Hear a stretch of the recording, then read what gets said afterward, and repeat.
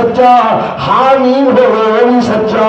گل یہ سمجھن والے دی گل کہ نہیں سمجھیا کیے ادا ایک معنی کیے کہ فرمایا میرے محبوب تو فرما دے انہیں کو اللہ کے بتائے بغیر میں نہیں جانتا کہ میرے ساتھ کیا ہوگا یا تمہارے ساتھ کیا ہوگا. اللہ دے دسے ہوئے علم نہ میں سب کچھ جاننا.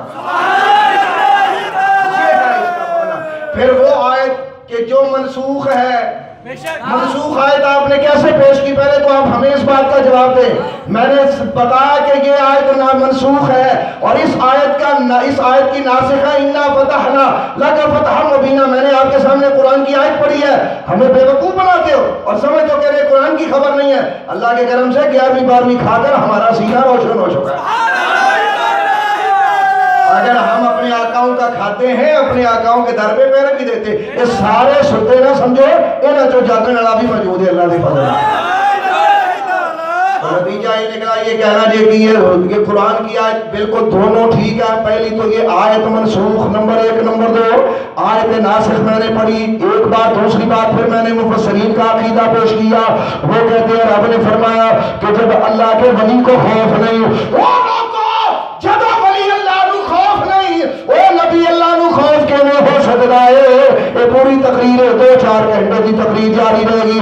میں ادھر پہ گل نہیں کرتا بلکہ جڑے میرے آقا کریم علیہ السلام دی بارگاہ عالیت کے اندر ایک چھوٹا سا سوال ہے، وہ بھی حدیث ہے. چونکہ وقت کوئی نہیں، وقت زیادہ ہو چکے، اپنی بات ختم پہ کرنا.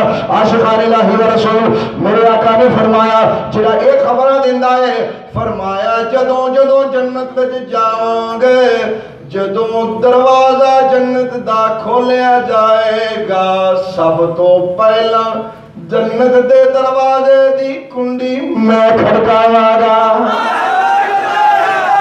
جیڑا اے جاندا جنت دا بوہا میں کھڑکانا ہے، تو کہنا ہے انہوں اپنے بارے چ نہیں پتا.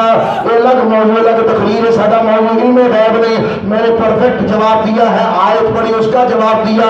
اللہ تعالیٰ کے کرم سے یہ ذات اعلیٰ حضرت امام اہل سنت مجدد دین و ملت کی حاضر کے ختم کر دئیے. آپ نے بڑے خوبصورت انداز میں آپ نے فرمایا لوگوں حق ہو گیا.